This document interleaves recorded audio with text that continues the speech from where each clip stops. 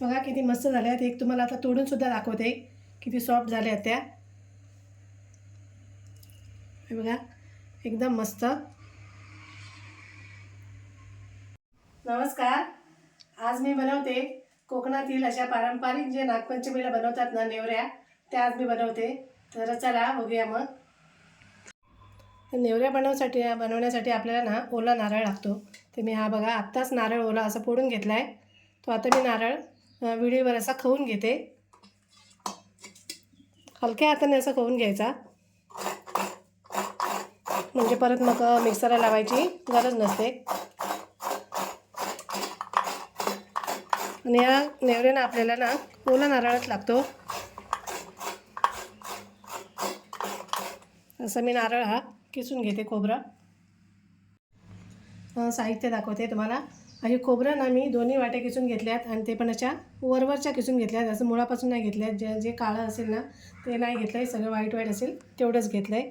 आणि 2 वाट्या खोबरं, 1 वाटी गूळ घेतलं आहे त्यासाठी, म्हणजे जास्त गोड असं चांगलं व्यवस्थित व्हावं म्हणून. याच्यापेक्षा कमी लागत असेल तर तुम्ही कमी पण टाकू शकता, गोड कमी असेल तर. थोडेसे काजू घेतलेत आणि थोडा खसखस घेतला आहे आणि थोडी मी मिल्क पावडर घेतली, 1 पॅकेट असं, म्हणजे छोटं हे असं मिळतं ते एकदम लहान 10 रुपयेवालं. आणि थोडं जायफळ. बस एवढं साहित्य आहे. तर आता आपण ना सारण बनवायला घेऊया. आता मी कढई तापत ठेवली, तर 1 चमचा मी तूप घालते.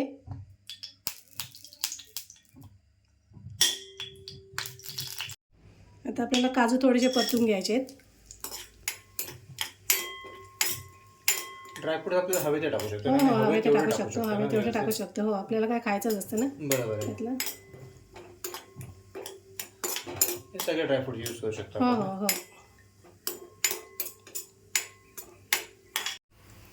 आता काजू थोडेसे लाल झाल्यावर हा खसखस,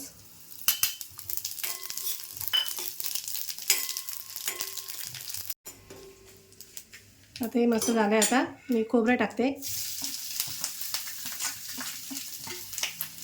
खोबरंसुद्धा थोडंसं परतून घेते. ओलं खोबरं असल्यामुळे ओल्या खोबऱ्यामध्ये ना रस जास्त असतो.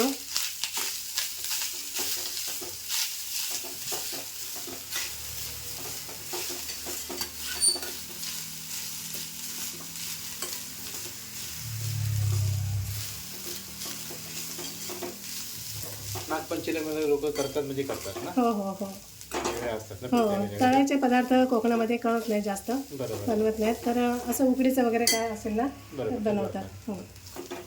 आता खोबरं झालं, आता गूळ टाकते.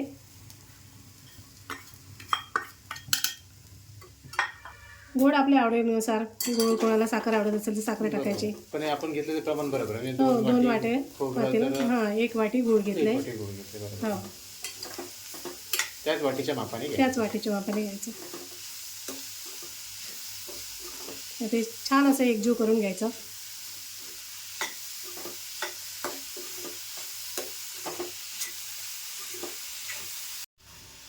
आता मी किंचितचं ना हे सगळं मेल्ट झालं आहे, किंचितचं मीठ टाकते गोड असल्यामुळे पदार्थ. हे सगळं मस्त असं गुळ असं वितळलं आहे. आता आपल्याला मिल्क पावडर पण टाकायची आहे. थोडी 2 चमचे टाकली ना तरीसुद्धा चालेल.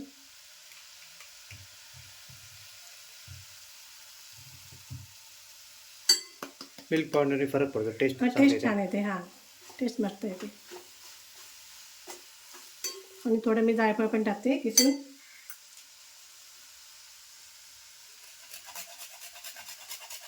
असं फ्रेश जायफळ टाकलं ना की त्याचा मस्त खमंगपणा येतो.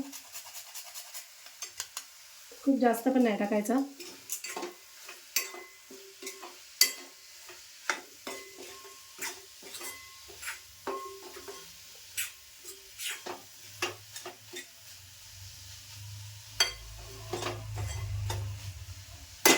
हे आता झालं आहे, तर मी गॅस बंद करते.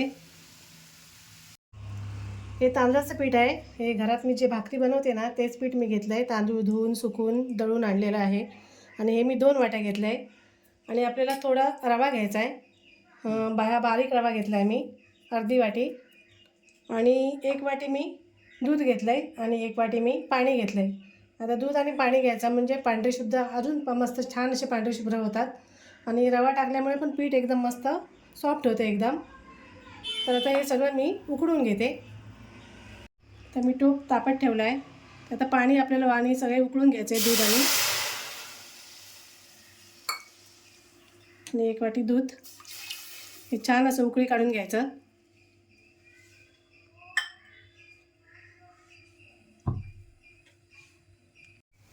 आता उकळी आली तर आता मी 1 चमचा तूप टाकते.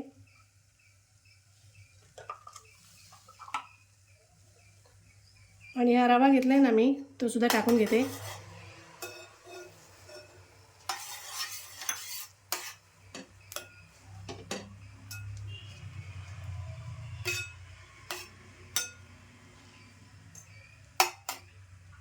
आता आपल्याला पीठ टाकायचं आहे.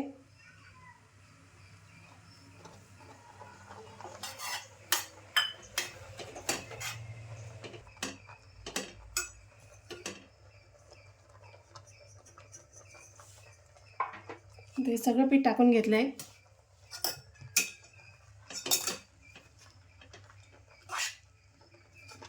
व्यवस्थित ढवळून घ्यायचं.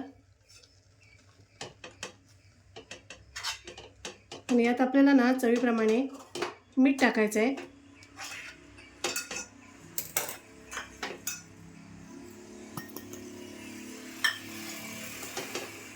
ते व्यवस्थित एकजीव करून घ्यायचं आहे.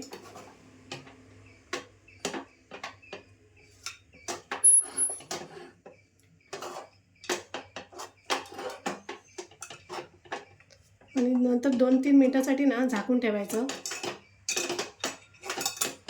पिठाला चांगलं असं म्हणजे पाणी सुटतं.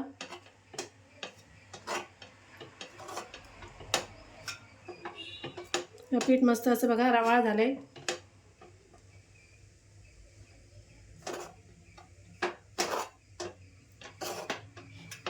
तर सगळं एकजीव झालं ना की आपण आता झाकण लावून 2 मिनिटासाठी ठेवून द्यायचं. तर मी आता झाकण लावून ठेवते. आणि गॅस मी बारीक ठेवला आहे 2 मिनिटासाठी फक्त. आता मी गॅस बंद केला आहे. आणि पीठ आपल्याला ना आता ताटात काढून घ्यायचं आहे.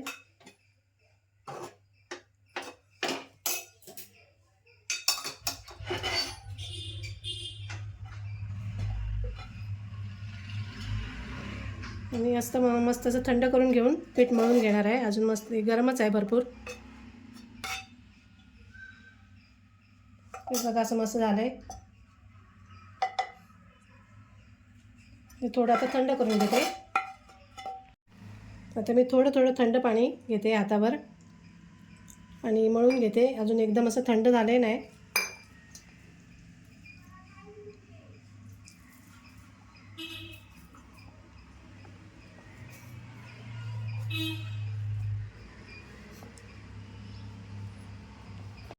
बघा पीठ असं मळून घेतलं आहे मस्त असं. थोडं मी थंड पाणी असं घेऊन मळून घेतलं आहे घट्ट असं. एकदम घट्ट नाही, एकदम पातळ पण नाही. हे बघा असं. आता मी थोडंसं असं हाताला तूप लावते.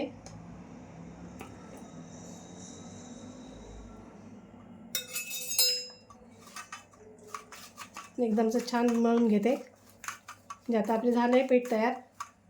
सारण पण तयार झालं आहे.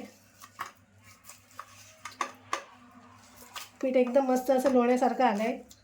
रवा टाकल्यामुळे ना हे मोदक दुसऱ्या दिवशीपर्यंत एकदम मऊसूत राहतात. अजिबात कडक वगैरे होत नाहीत. पण रवा असेल ना बारीक रवा तर 2 चमचे जरूर टाका.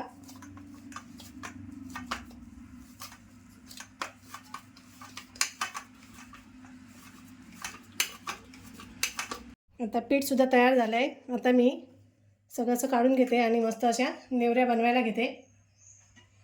आता मी बनवायला घेते. पीठ मस्त असं मऊ आलं आहे एकदम. आणि आपल्याला लिंबा एवढा गोळा तोडून घ्यायचा.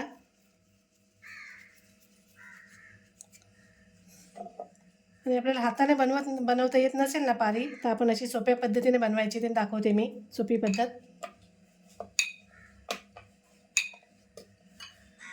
अशी ती मस्त लाटली जाते. काही असे चिकट वगैरे नाही. खूप जास्त जाड अशी नाही बनवायची, खूप पातळ पण नाही बनवायची.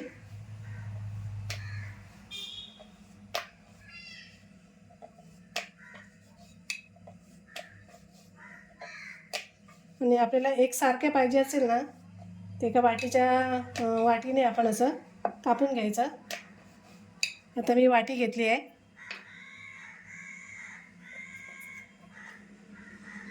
बरोबर, या दिसायला पण छान दिसतात. दिसायला छान दिसतात मस्त अशा.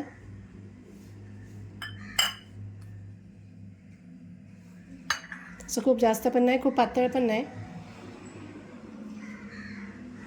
आणि पटपट होतात अशा. आपल्याला हवं तेवढं सारण भरून घ्यायचं.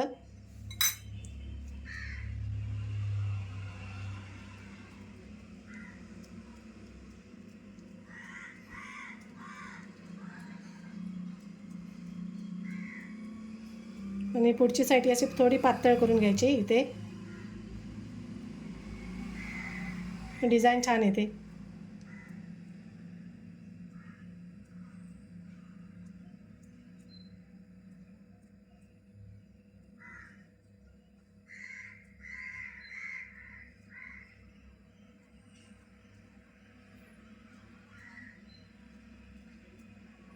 तेव्हा तुमच्या काळात तर युट्यूब पण नव्हतं ना, नव्हतं तेव्हा नव्हतं असंच शिकलात तुम्ही ना. हो, तरी कुठलीही बघून गोष्ट बघून म्हणजे काय हवं असेल, काय समजत आपल्याला, नसेल, हां. काही येत नसेल, तर आपण युट्यूबला टाकलं की बघता येतं, बघता समजतं येतं आपल्याला. आणि फास्ट ती रेसिपी किंवा फास्ट त्या गोष्टी होतात आणि हो. लवकर पटकन शिकता येतात. हो, मग त्या काळात तर काय असं काही गोष्टी नाही, स्वतः नव्हत्या. त्या शिकार बघून शिकार तेवढंच. वा, काय सुंदर, एकदम मस्त, एकदमच छान. मस्त डिझाईन आली ना. हो, एकदम छान, एकदम छान. तर अशाच मी आता बाकीच्या सुद्धा अशाच बनवून घेते. आता ह्या एवढ्या मी बनवून घेतल्यात. आता मी उकडत ठेवते. उकडायसाठी पाणी ठेवलं आहे उकडत. आता एक चाळण घेतली, त्याच्यामध्ये मी केळीची पानं धुवून घेतली, त्याची ती ठेवली. आपल्याला पानावर ठेवायचं आणि उकडून घ्यायचं आहे.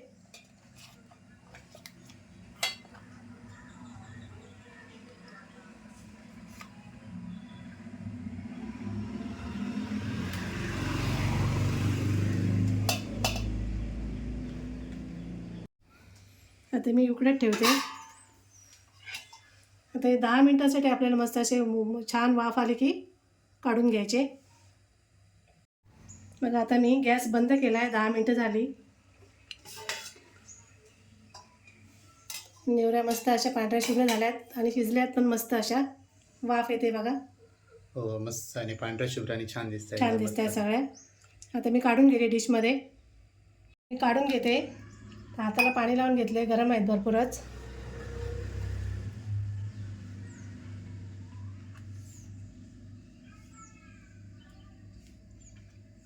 बघा, काढून घेतल्या, मस्त अशा शिजल्यात पण आणि झाल्यात पण मस्त. बघा, मस्त अशा नेवऱ्या तयार झाल्या आहेत बघा. तुम्ही सुद्धा या नागपंचमीला नक्की बनवा माझ्या पद्धतीने.